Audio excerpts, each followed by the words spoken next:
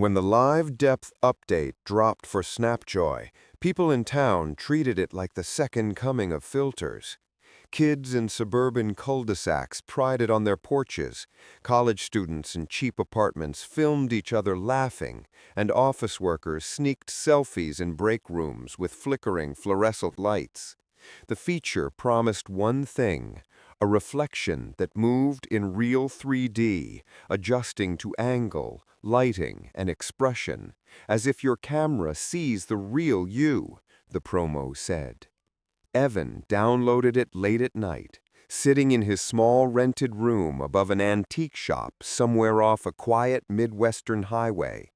The floor creaked every time he shifted his weight, and the old radiator hissed like it hated staying alive. Perfect place to test something new, he thought.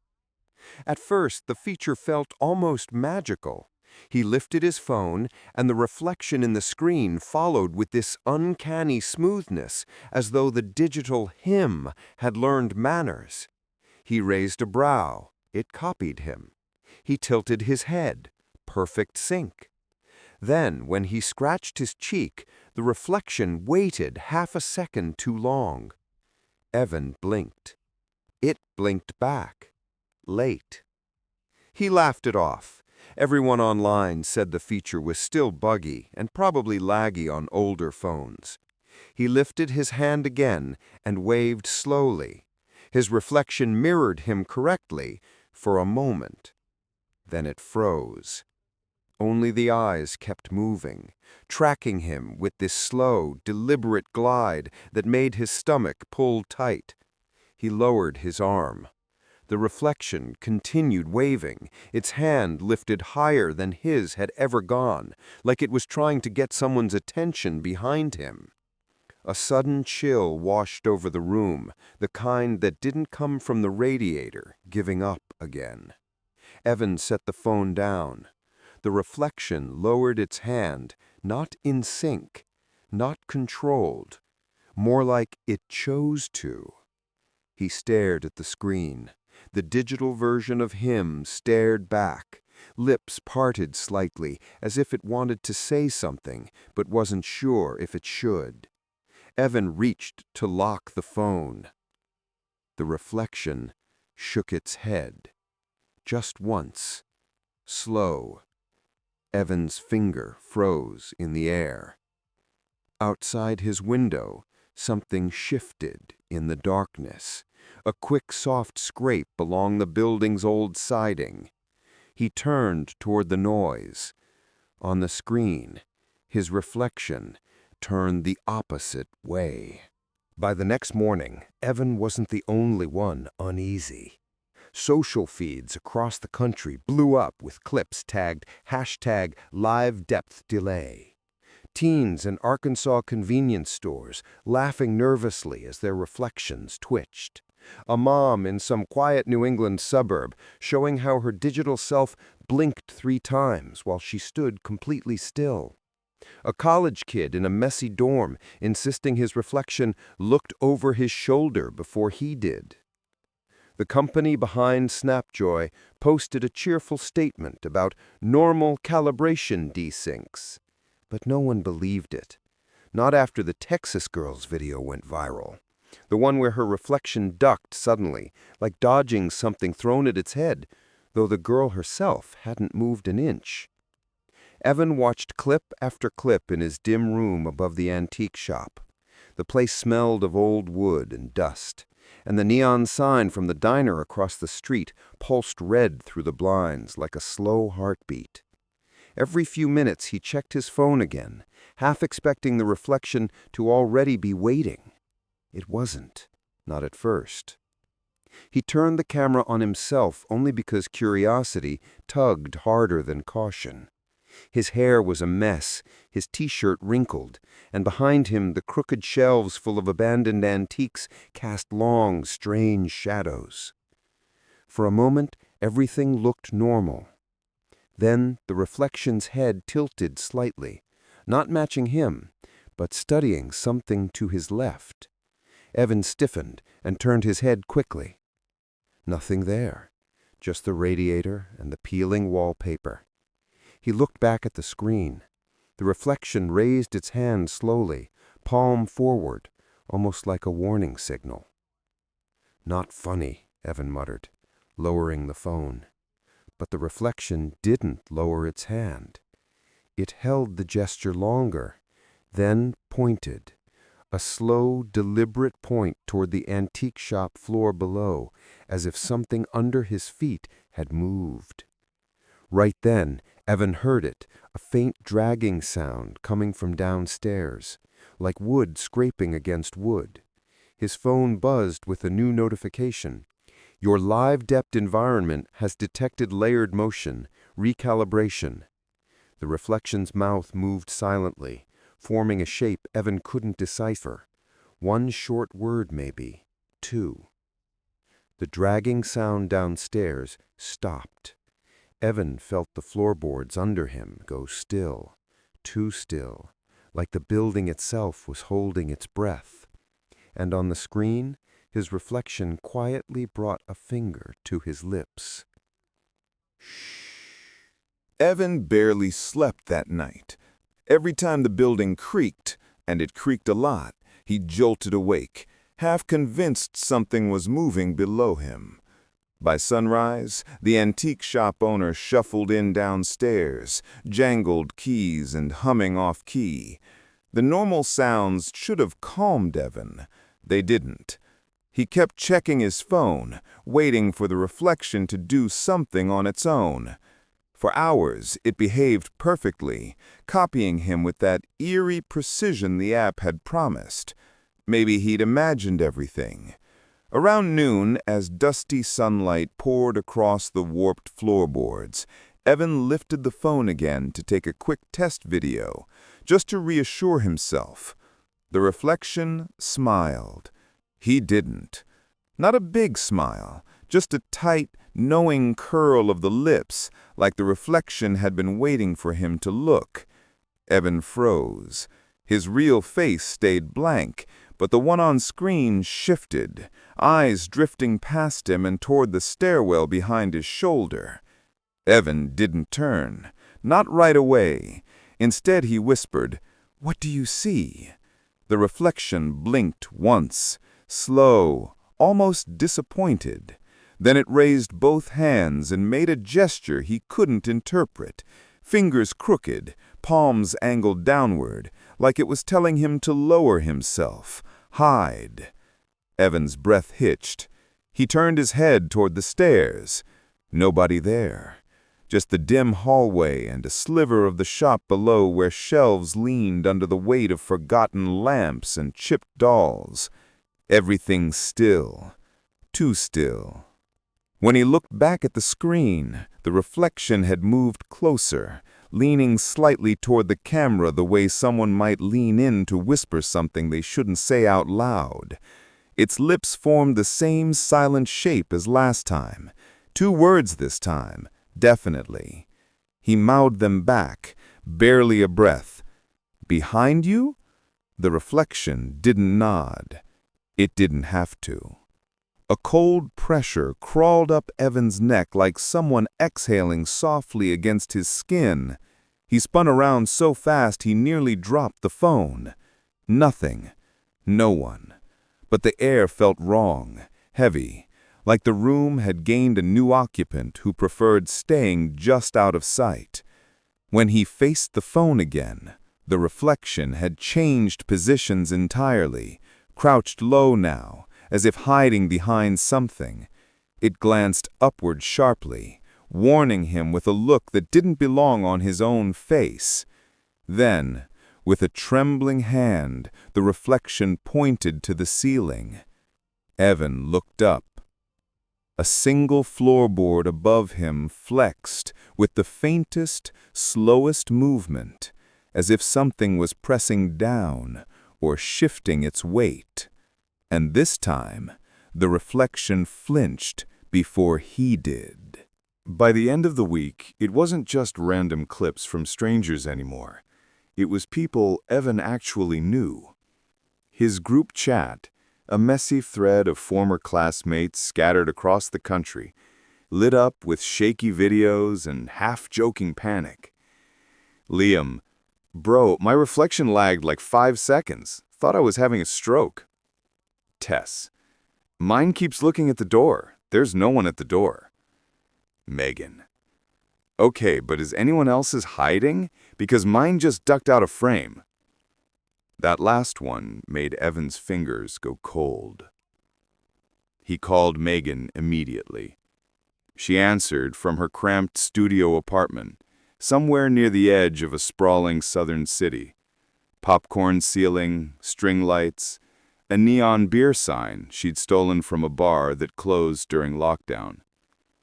Hey, she said, trying to sound casual. You seeing this glitch crap too? Show me, Evan said. She flipped to her front camera and activated live depth. Megan's reflection popped up. Messy bun, oversized hoodie, chipped black nail polish.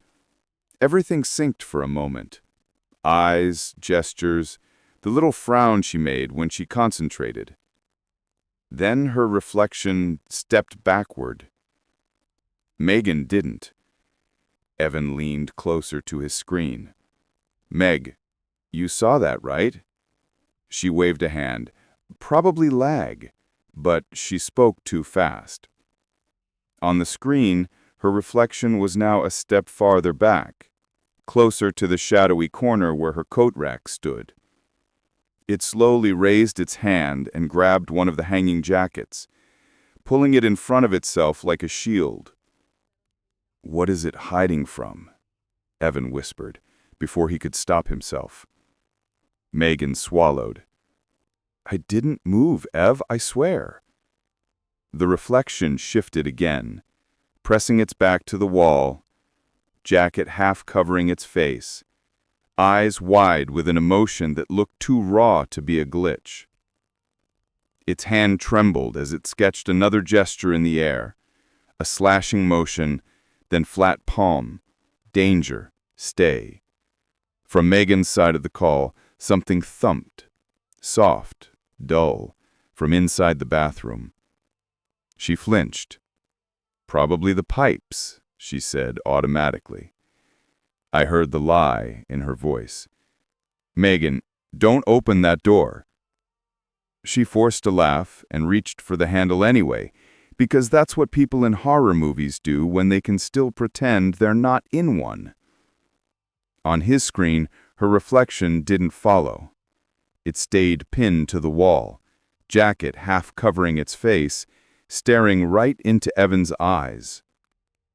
Then it dragged one finger slowly across its own throat. Not playful, not exaggerated. Warning. Megan's real hand wrapped around the bathroom doorknob.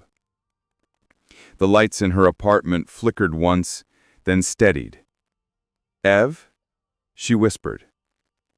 On his phone, her reflection mouthed 3 clear words.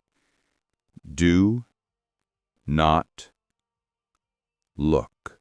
Megan didn't open the bathroom door. Her fingers closed around the knob, then froze as if something had reached through the glass of the screen and grabbed her wrist. On Evan's phone, her reflection kept shaking its head, mouthing, "Do not look," with growing desperation. The thumps from inside the bathroom came again, softer this time, like something had slid down and come to rest against the other side of the door. Megan yanked her hand back. Nope, nope, absolutely not. She killed the call before Evan could answer. For a few seconds, he stared at his own black screen in the quiet of the antique shop room, listening to the radiator hiss and the faint rumble of trucks passing on the highway. Then his phone buzzed again, the group chat. Tess. Anyone live in an old house? Because my reflection just saved my life, I think. A blurry photo followed, her living room, all warm lamps and overstuffed couch, somewhere in a leafy suburb. The next image was sharper, a chandelier smashed across the coffee table, glass scattered like ice. Evan's chest tightened. Tess started sending voice messages, breathless and half crying. She said, I was filming a dumb dance thing for my students, and my reflection it ducked, okay? Like threw itself down. I thought it was lag, but I felt, I don't know, weird. I followed it, crouched when it did. 2 seconds later, that chandelier came down right where my head had been. The chain snapped, for no reason. She sent a clip. In it, Tess was mid-spin when her reflection suddenly dropped out of frame, as though yanked down by invisible hands. A beat later, the real Tess followed, confusion on her face. Then the light fixture exploded downward in a burst of sparks and glass. The video ended with her off-camera sobbing. Liam, so they're helping us now? Is that what this is? Evan typed, deleted, retyped. Evan, or they're trying to keep us alive? For something? He didn't send that part. He opened Snapjoy again, thumb hovering over the icon like it might burn him. The app launched to the live depth camera by default now, as if eager. His reflection appeared, a little paler than he felt, eyes ringed with shadows. "Show me," he said under his breath. "If there's something here, show me." The reflection stared, expression unreadable. Then, slowly, it turned its head toward the door to the hallway, the same direction it had looked before when that dragging noise came from downstairs. Evan followed its gaze. The hallway was empty, just a strip of worn carpet and the faint glow from the exit sign at the far end. On screen, his reflection stepped out of frame. Evan did not. He held perfectly still as the empty digital space behind where his reflection should have been darkened, like someone else had moved closer to the camera from just outside the real world. For a heartbeat, the live depth filter flickered. The room behind him on screen seemed deeper than it was, stretching into shadowed layers the physical hallway didn't have. Then something shifted in that extra depth. Not a shape, not yet. Just a darker dark, rising slow. His reflection slid back into frame, chest heaving, as if it had to push past something to return. It didn't copy his posture anymore. It grabbed the edges of the screen with both hands and stared straight into him. And then, very clearly, his own face mouthed a different word. "Run." Evan didn't run. Not because he was brave, but because his legs simply wouldn't obey him. His reflection kept mouthing the word "run," more frantic each time, but Evan just stood there with his phone trembling in his hand, feeling the old floorboards vibrate under his bare feet. A soft creak echoed from the hallway. Not loud, not threatening, just present. "Okay," he whispered to no one. "Okay, I'm leaving." He grabbed his backpack, yanked on a jacket, and reached for the door, but when his fingers touched the knob, his phone buzzed. The screen lit up again. Snapjoy had restarted itself. Live depth activated automatically. His reflection stared, shoulders heaving like it was the one panicking. Evan tried to swipe up and close the app, but the gesture didn't register. The phone made a low, pulsing error sound he'd never heard before. He tried again. Nothing. He pressed the power button. The screen dimmed, then flicked right back on. Live depth. Full brightness. "Come on," he muttered, jabbing the screen. "Let me turn you off." His reflection lifted its hand sharply, palm out. Stop. Evan froze. The reflection pointed downward, toward something on the floor behind him. Slowly, Evan turned. There was nothing there, but the air felt heavier, thicker, like something invisible had stepped just close enough for him to feel the weight of it. He turned back to the phone, and his reflection flinched violently, ducking out of frame again. Evan heard it at the same time. A breath, not his. A soft exhale behind his left ear. He stumbled forward, practically slamming into the door. He twisted the knob, shoved it open, and bolted into the hallway. Behind him, something made a faint tapping sound, like fingertips brushing wood.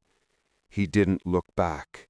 He raced down the narrow hall toward the stairwell, boots thumping, breath ragged. The exit sign glowed red at the end, like a promise. But his phone buzzed again. He shouldn't have looked. Still running, he glanced down. The reflection was running too, but not behind him, beside him, closer than the phone screen should have allowed. Its face twisted in panic, eyes wide, mouthing the same word over and over. Faster. Evan hit the stairs at full speed, practically leaping down the steps. He burst into the antique shop below, where rows of dusty lamps and porcelain dolls stared emptily from crooked shelves. His phone pulsed with a new notification. Live depth alert, environment instability detected, unable to close application. Another buzz, then another. His reflection now shook its head violently, reaching toward him as if trying to grab him through the glass. Evan sprinted toward the front door and felt the floorboards behind him shift. Not creak, shift, as if someone large had stepped onto them. He slammed the shop door open, stumbled out into cold evening air, and didn't stop running until he reached a street corner where a flickering bus stop lamp buzzed like a dying insect. Finally, he collapsed onto the bench. For a moment, everything was quiet. Then, his phone vibrated once more. He looked down. His reflection wasn't copying him anymore. It wasn't panicked. It wasn't warning. It stood perfectly still and slowly lifted one finger to its lips. Evan didn't go back to the antique shop that night. He stayed under the buzzing bus stop lamp until his fingers went numb from cold and his nerves were too frayed to stand. Cars passed occasionally, their headlights washing over him in pale, brief sweeps, but none slowed. Nobody looked twice at the shivering guy clutching his phone like it was a live grenade. Eventually, curiosity won over fear. He lifted the phone again. The live depth camera opened instantly, like it had been waiting behind a door, ear pressed against it, listening. His reflection stood in the same position he left it in, still, calm, a finger to its lips. But now its eyes weren't focused on him. They were angled slightly upward, watching something above his head. Evan slowly raised his real eyes. Nothing above him but the flickering street lamp. When he lowered his gaze back to the screen, the reflection had lowered its hand and was making a new gesture, something slow, deliberate. Two fingers tapping the air beside its shoulder, then moving in a small circle, over and over. Evan had seen people online talking about this gesture earlier. They called it the depth loop. No one knew what it meant. He whispered, "What are you trying to show me?" The reflection exhaled. Not real, of course, but it looked real. The chest rose and fell. Then the background behind the reflection dimmed, deepening into unnatural shadow. Not real shadow, the kind a phone shouldn't be able to simulate. A second layer. The depth the feature bragged about. Except this layer moved. Something shifted in that deeper darkness, just enough for Evan to notice. A vertical smear, a ripple, like someone tall was standing there, but the app couldn't fully render it. Evan's heart punched against his ribs. "No, no, don't show me that!" But the reflection nodded, a soft, tragic nod, and stepped aside. Behind it, in that added depth, a shape leaned forward. Not defined, not visible in the real world, but the phone sensed it anyway. A void bending the digital layers. A head. Shoulders. Too long. Too narrow. And then the bus stop lamp above Evan flickered violently. On screen, the shape snapped its attention toward him. The reflection flinched and leapt forward, covering the camera with its hands like trying to shield him. Evan yelped and dropped the phone onto the concrete. The screen faced upward, camera pointed at nothing but the metal underside of the bench. He reached down with shaking hands and grabbed it. The live depth view adjusted. Now the reflection was crouched at the bottom of the frame, as if hiding with him. Its hands trembled. Okay, I'll stop looking. I get it. He lifted the phone to turn it off. The reflection shook its head sharply. Then it pointed, this time at the sidewalk, at the space just 2 feet from Evan's legs. The phone tried to render something there. The depth filter warped, stretched, and glitched like it was trying to outline a shape too close, too wrong. Evan didn't look. He didn't dare. He just stared at the screen, breath held, as his reflection mouthed one sentence with painful clarity. It followed you. Evan stumbled away from the bus stop, too afraid to run, too afraid to stay still. Every few steps he checked the phone, though he hated himself for doing it. The live depth view bobbed with his movement, pixel edges trembling like the app was straining just to keep up. His reflection didn't look like him anymore.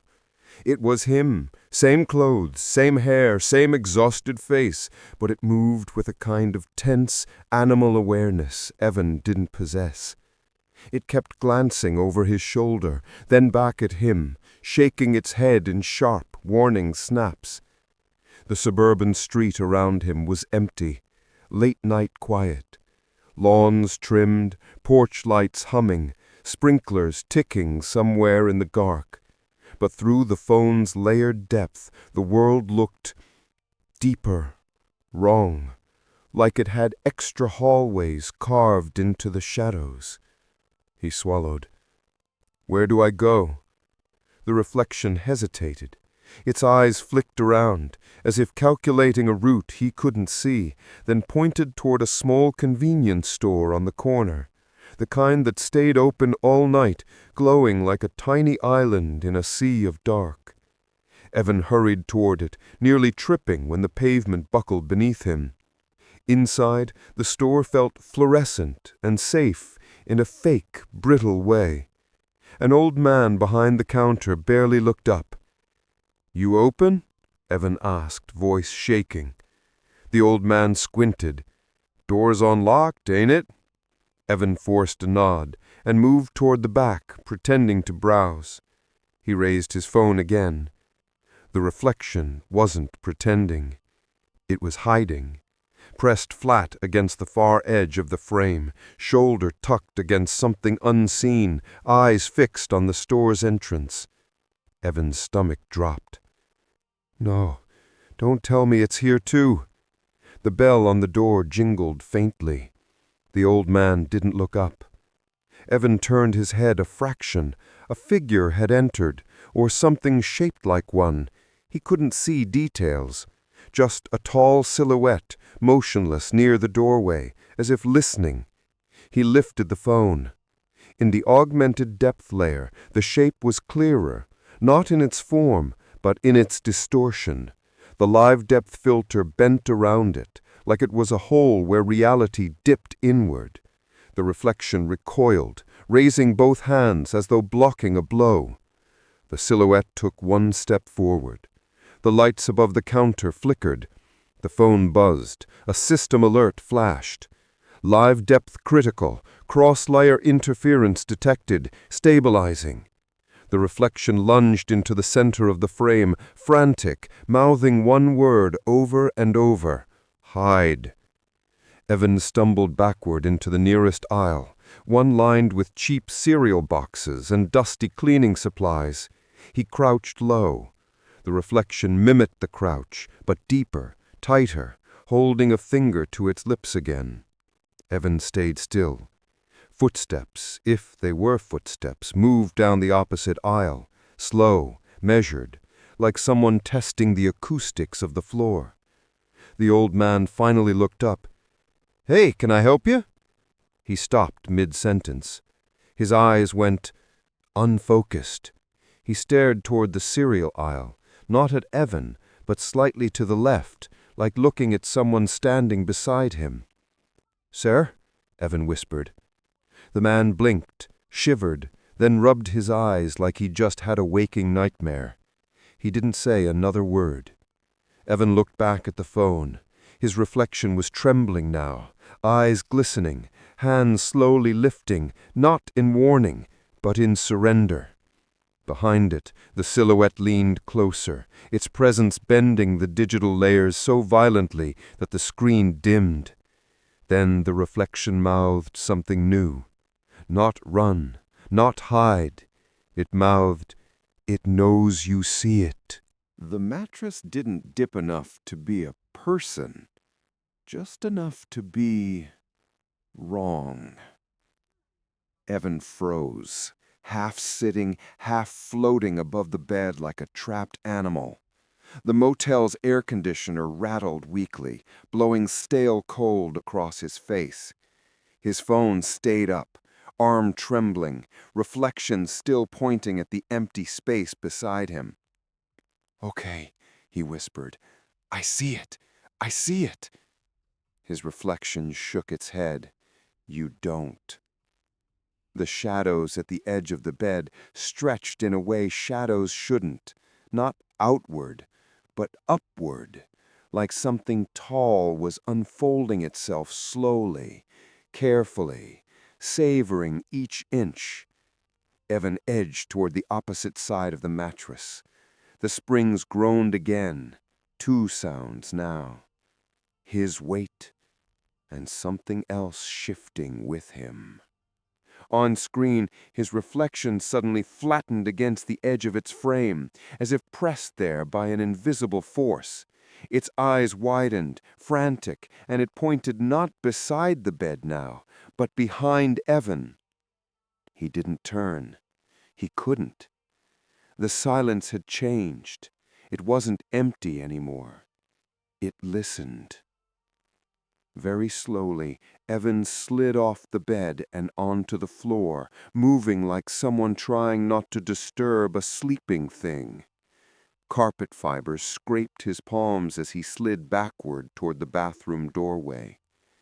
His reflection mirrored none of this.